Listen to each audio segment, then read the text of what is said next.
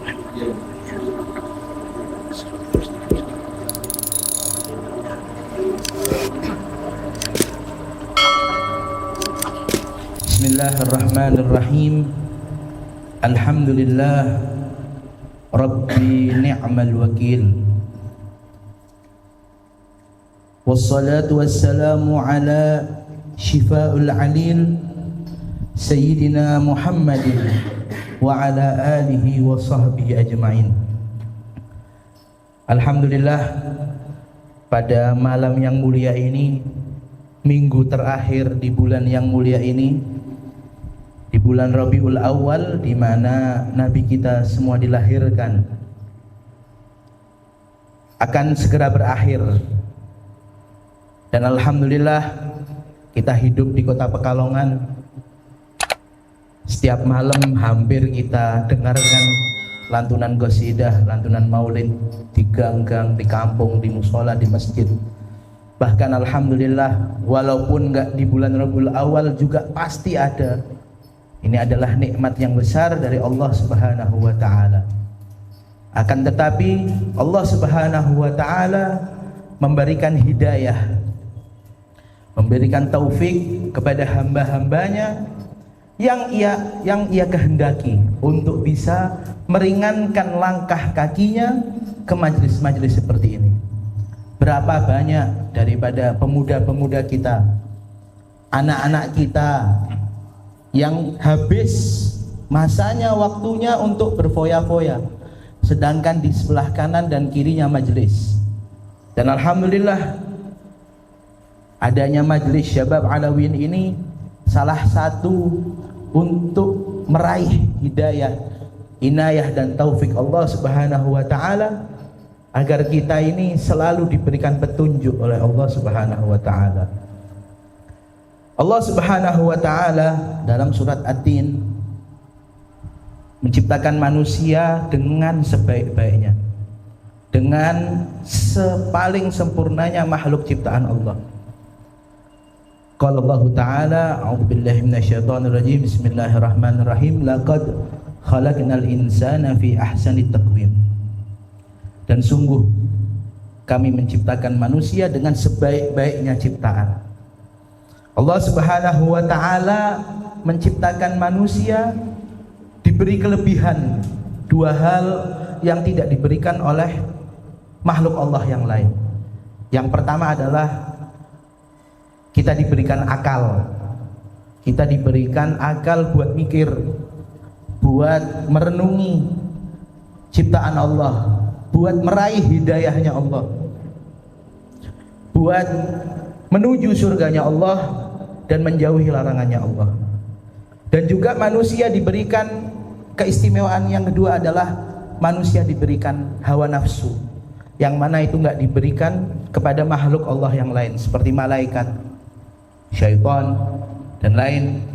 Bahkan manusia ini memiliki hawa nafsu harus sesuai dengan apa yang diperintahkan oleh Allah dan Nabi-Nya. Kalau enggak, maka hawa nafsu ini akan dikelabui oleh para syaitan dan para jin. Dan sebaik-baiknya hidayah, dan sebaik-baiknya taufik, dan sebaik-baiknya inayahnya Allah kepada umatnya adalah diutusnya Nabi Muhammad sallallahu alaihi wasallam. Dan alhamdulillah, mungkin kita semua sudah berapa kali menghadiri maulid. Mungkin ada yang tiap malam, mungkin ada yang tiap minggu, bahkan tiap bulan. Dan meneruskan apa yang disampaikan oleh akhina Sayyid Ridho Ahmad Assegaf, bahwasanya Nabi Muhammad SAW di minggu yang lalu dilahirkan tanggal 12 Rabiul Awal. Itu yang sepakat para ulama. Adapun ikhtilaf itu dhaif atau lemah, yang paling kuat adalah 12 Rabiul Awal. Kemudian siapa saja yang menyusuinya itu sudah dijelaskan oleh Sayyid Ridho. Dan kemudian kita akan sedikit membahas tentang hikmah, kenapa kok Allah Subhanahu wa taala mengambil abahnya Nabi Muhammad,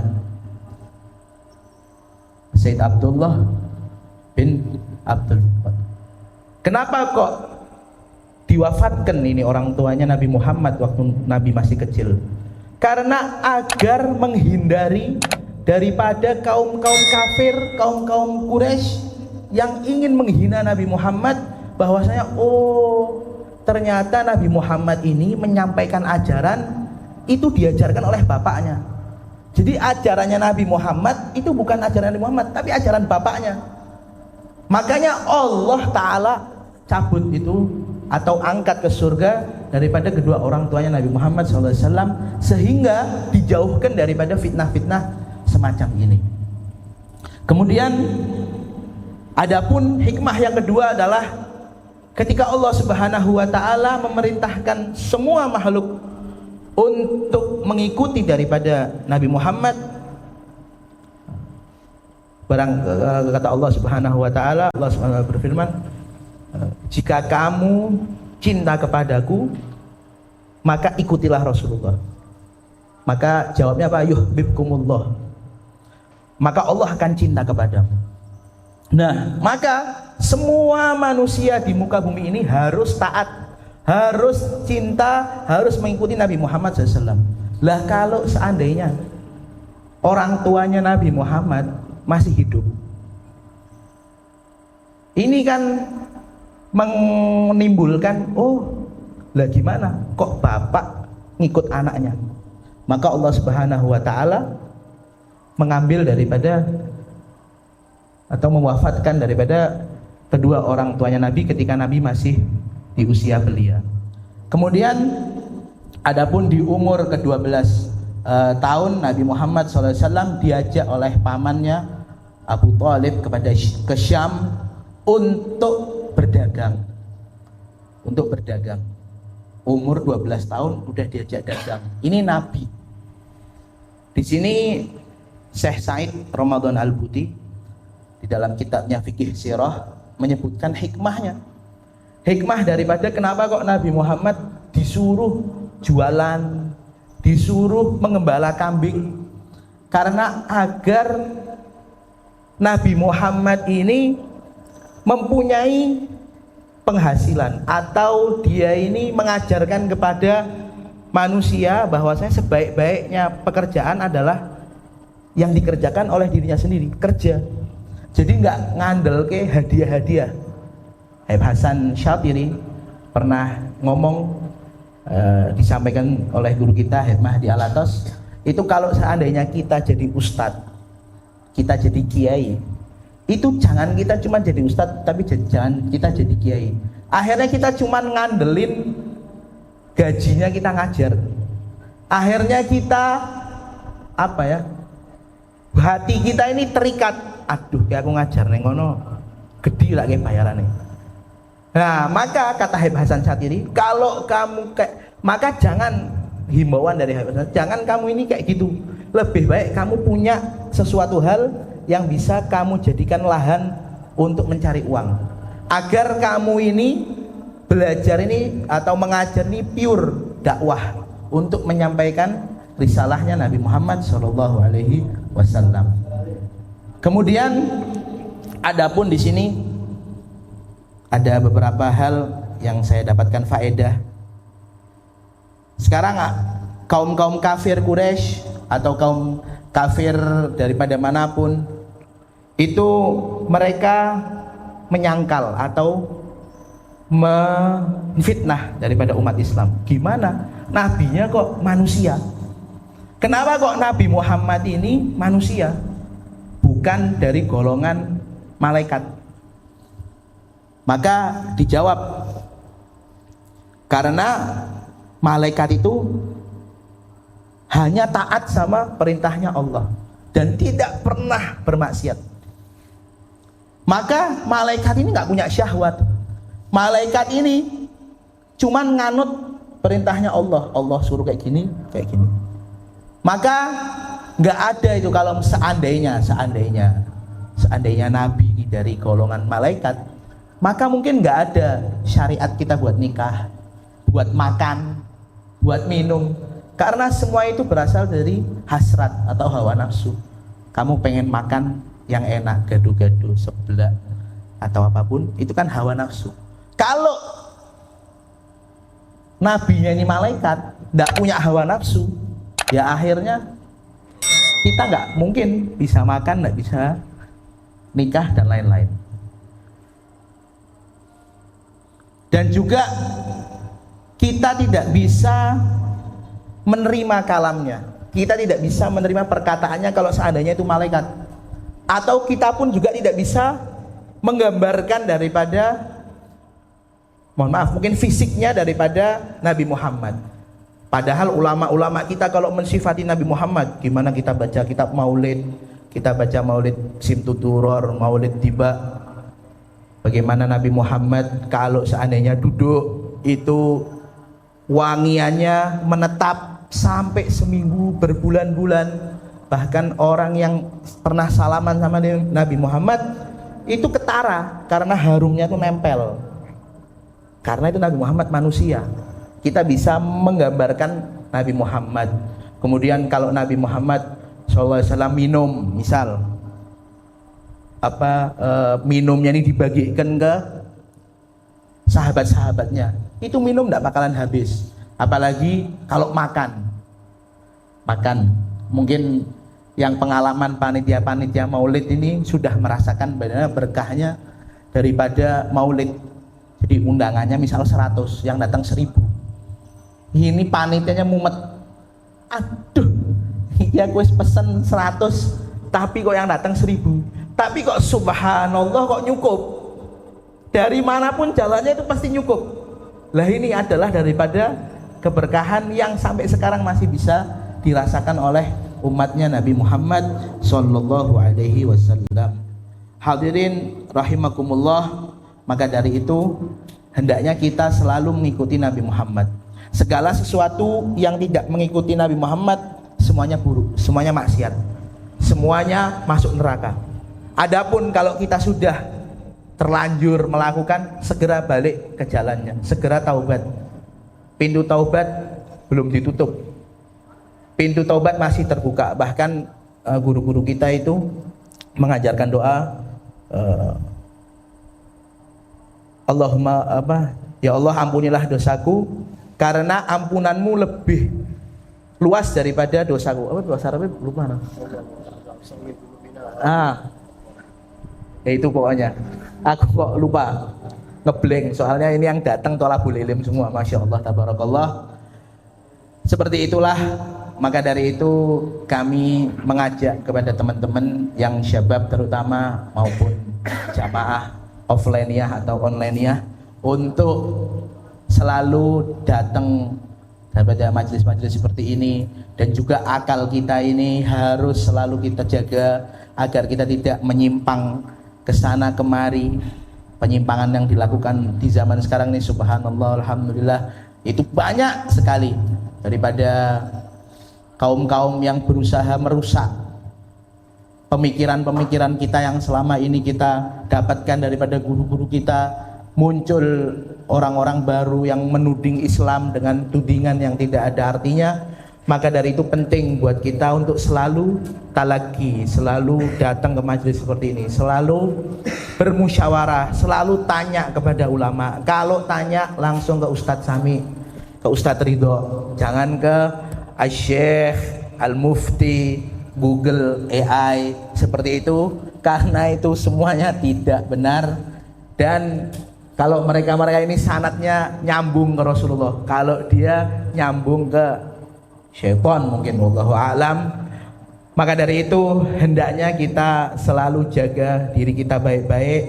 Semoga kita bisa bertemu dengan bulan Maulid di sepanjang tahun, dan semoga Allah Subhanahu wa taala mengabulkan hajat kita. Ini saja yang bisa saya sampaikan, dan pengumuman bahwasanya insyaallah setiap malam Rabu bar wis pokoknya malam Rabu ini kalender Jawanya apa?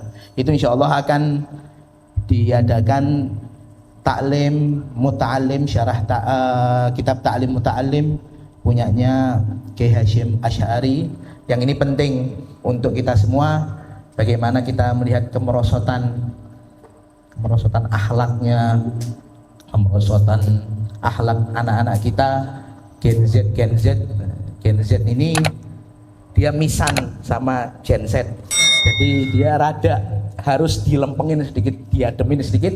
Maka dari itu harus saya mengajak kepada teman-teman untuk hadir, khususnya kitab Ta'lim Muta'allim, dan juga ini bekal buat wali-wali murid, yang mana wali-wali murid ini sekarang sudah terlalu manja sama anak-anaknya,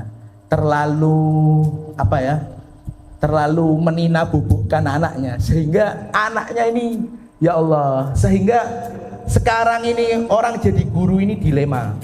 Kamu mau menegur ini takut dilapor ke polisi, ndak negor ini jadi generasi naudzubillah min dzalik. Jadi sekarang ini guru ini dilema. Dan juga kata Habib Abdullah Baharun nih, ini pesan daripada Habib Abdullah Baharun, kesalahan daripada orang tua yang manja-manja seperti ini ketika dia melaporkan, melabrak gurunya, itu biar anakku ini, itu salah besar. Kata beliau, khotok kabir. Ente ngancurin diri ente sendiri di depan guru ente. Guru ente yang ngajarin bahwasannya ente ini harus berbakti kepada orang tua. Gimana ente mau ngancurin kepercayaan anak ente terhadap guru ente? Kalau anak ente ini berani sama gurunya, lihat suatu saat dia bakal berani sama ente.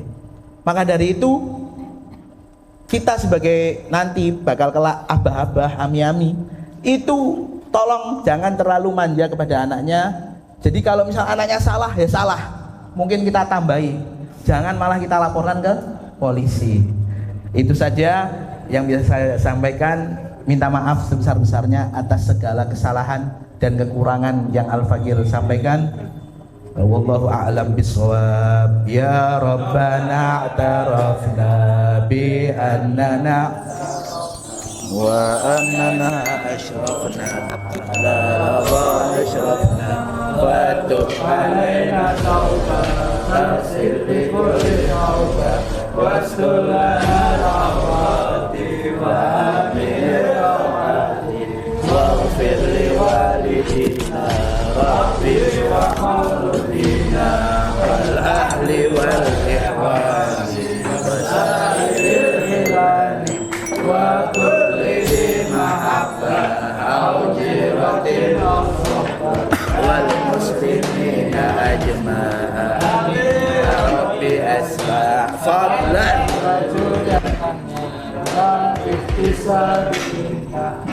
Mustafa Rasulina na'dha bi kulli suni sallallahu alaihi wasallam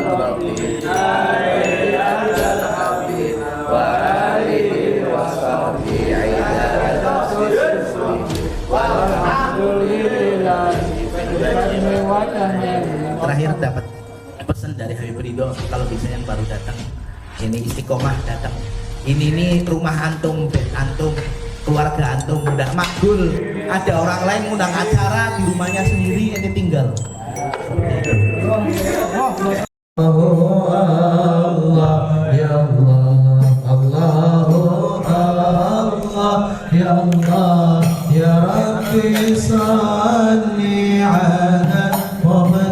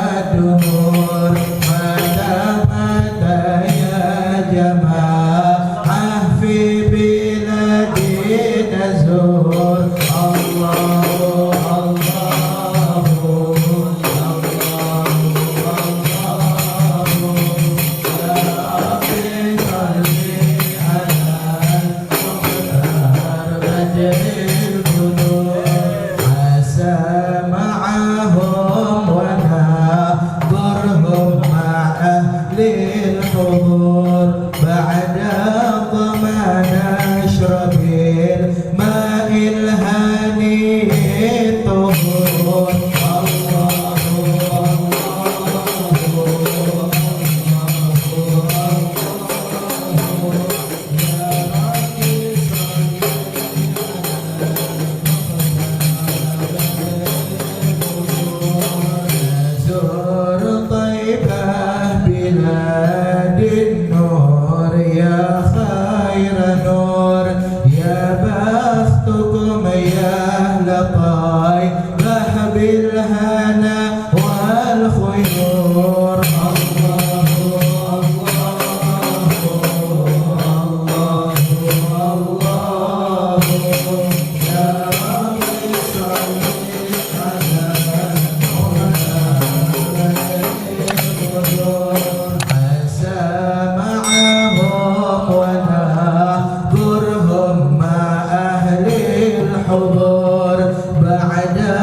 ضمان أشرب الماء الهاني